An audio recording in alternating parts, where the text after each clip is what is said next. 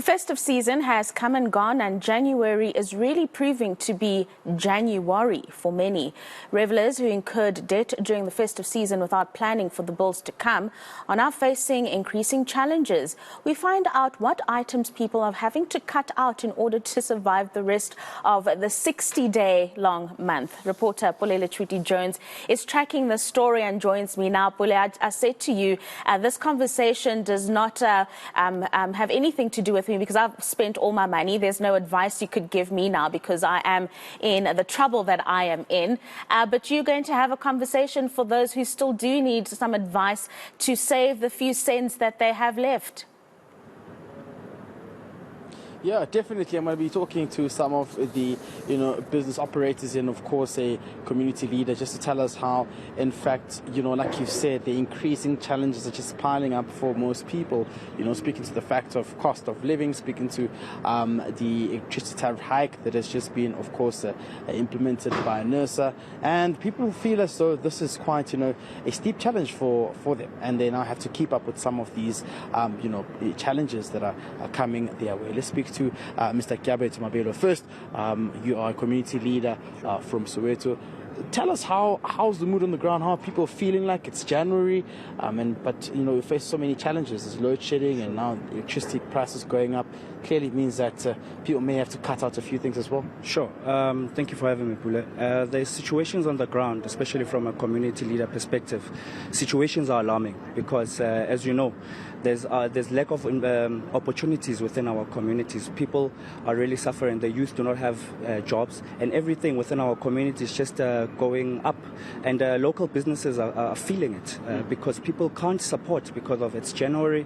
We need platforms that are going to, bring in economic rehabilitation within communities.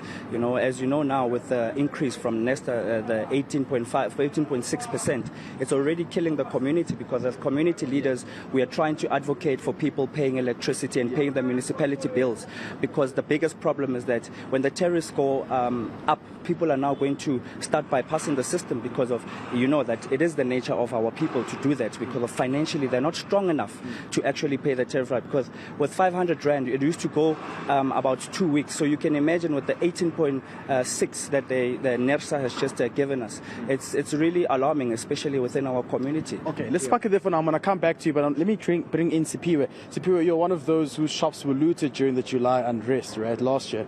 You and your dad have tried to bring up a business to try and ensure that you can keep up as well. But, of course, you now have to pay for municipal bills. It's January, means that you may have to also see what are some of the things you're cutting out as well. Now there's the electricity increase as well. So cost of living has become expensive as well for businesses. Thanks for having us. Look, I mean, like everyone keeps saying, the new normal. It's something that we can't actually really explain because it's something we've never experienced. After the unrest, being a company that got looted, nothing's been the same. But we're out here, we're working as hard as possible. Every opportunity we get, we try and grab onto it. But with the load shedding that's happening, with the petrol prices always rising, it's really, really hard for a smaller company competing out there with the corporates. But I mean, not that it's just about that, but I mean, at the end of the day, it changes everything on a day-to-day basis. It's become a very, very, very tough challenge, but we're fighting. And how's everything now with the municipal bills? Have you been paying? Are you keeping up? Because I know you probably now have to pay for electricity and water. Electricity is going up, but you have load shedding as well. So it sort of like disturbs the supply chain of the business as well. Yeah, look, it's a big effect. I mean, at the same time, we're running a business here. We have a generator. We've got to make sure that our business is running, which is expenses on top of expenses. And the worst thing about it is you're paying for things that essentially are not working because you're paying for electricity, but we're not getting it. So it's a big backfire for everyone, more than anything, the community as well, because everyone is starving, everyone's hungry, everyone's trying to grow and be successful in whatever journey they are in, So it's really, really tough, yeah. Okay, thank you very much. We'll also bring in one business entrepreneur as well here who runs a security company. So you can start off by, introducing yourself and what you do, and then how things have been tough on your side, and also how has it been paying your municipal bills as well while there's so many challenges. All right, my name is Musa. Yeah, I'm actually a resident from Zone 7 Pimville. Yeah, so I'm running a young business, which is a security company, right? It's a starter business. Obviously, we're looking for opportunities as youth to actually do something, unlike just sitting around. And yet, we are facing challenges like your electricity. Whenever you have load shedding like that, the clients look at your business as incompetent. Because remember, we've got telephone lines, we've got Wi-Fi's, we've got invoices to send, we've got calls to receive so that we respond. We do not have a control room so that we can get calls easily, you understand? We cannot afford generators, we cannot afford solar systems. So those are the challenges that we are facing because it makes the business look incompetent. We cannot receive calls from the client. And whenever that happens, the client don't look at it as Eskom is actually sabotaging us or anything like that. You understand? It's the company's fault at the end of the day. And when your municipal bill comes back, are you shocked? Yeah, I'm shocked. Yeah, I mean, it's a challenge. I don't want to lie. It's sad that we have to actually fall for each and everyone's sin. Like, we are the gods that are paying, but people don't actually pay, and we have to die for their sins. Every time we get load shedding, what's the point of paying? You understand? So that's the challenge we're facing currently. Right, thank you, Musa. Let me just again bring in Sticks. Maybe just lastly, when we wrap up, what now for community members? Things, of course, are becoming expensive. Electricity going up, water as well. People are saying is a bit, expensive for them in this community. What happens next? What would be advice for people now? Because some people are actually losing hope as well. In this community, when you come in here, you see everyone's just trying to survive, But it's tough. Things are getting tough and expensive. Yeah, no, that's a very alarming situation within our community because with the tariff increase, let's be realistic. What are we paying for? Because we come from lockdown, and they increased their tariff hikes during lockdown, and we do not have money to actually pay for that electricity. The biggest problem that we're facing within the community is that community members can't pay for their municipality bills. That's why they now find themselves losing homes. That's why us as community leaders were trying to implement programs of community legal clinics to educate our people, to tell them about paying, their services, water, lights, electricity, so that at least they can make sure that the city does not take their houses, because that is the problem, the biggest problem that you're facing within our communities, that the municipality because people cannot afford, And another thing is that if we're paying for electricity, what are we paying for? We're in stage 6, and then they increase the tariff hikes during load shedding, which is stage 6. So it's sad within our community because even now, you just spoke with the security cluster within our community. Crime has risen within our community. The community is dark.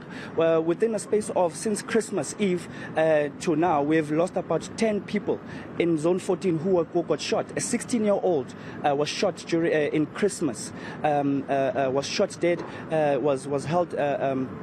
They took their phones, they were mugged, and they killed the poor person. It was during load shedding. So Rona really, the community members, we're really suffering because our community is dark. There's now the new syndicate whereby now the street poles, they're stealing circuit breakers. So you can already understand that means that within the energy, there are actually syndicates that are happening. We're still facing cable theft within Pimville, which is the biggest problem. As you remember, Khomotso Diale and Tate Daniel Muruti died for those things, when we stood up as a community and fought for cable theft within our community. So it's very alarming because, we don't know what to do anymore. We can't live properly as South Africans. And the sad thing is that, especially as local people, the sad reality is that it's not hitting your MECs, it's not hitting your ministers, it's not hitting people who are in parliament. It's your average black person who suffers from the ground. There's no opportunities within the community. There are no jobs. Kids are not able to go to universities. How are we expecting them as the future to be able to pay for those municipality bills, to pay for that electricity? So, so that's the biggest problem that you're facing in society. And all we are asking for is that if you are saying as NERSA that you want to increase the tariff hikes, then the government needs to give us jobs within the community because we've got a high rise of unemployment within our community. That's why you find young people falling into drugs. That's why every corner in Soweto that you see, every kid is on drugs. But when you look at a white kid within Sandton in the suburbs, a white young person is not suffering that the way we're suffering. Another thing is that within school, there are smart boards that are being installed by the education system. What are those smart boards going to do when there's absolutely no electricity? How is the school supposed to actually fund those kind of bills? Because even the education system, even the education system itself is not helping our schools in terms of them being actually, helping our development within schools. So the situations are alarming. We need to take a stand with, as South Africans, that this increase of NERSA during the mismanagement of Eskom funds, that we need to take a stand that no increase should happen up until the stability of electricity is settled within our communities. Thank you very much, Kia.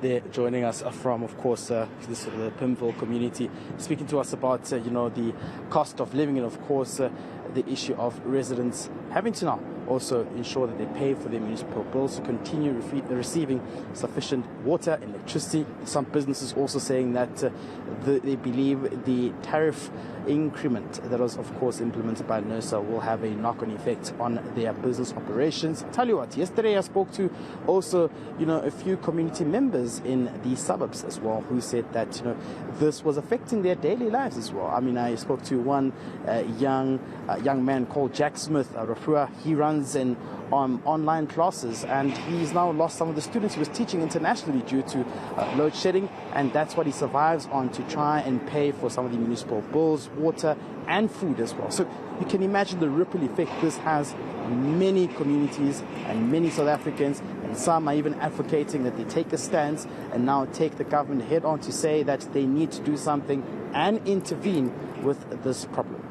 Absolutely, because otherwise people, households and businesses, as you've just spoken to, then continue to suffer. That is reporter Pule Letshwiti-Jones out covering the Janu-worry blues and really just the increased costs that businesses and households are having to grapple with.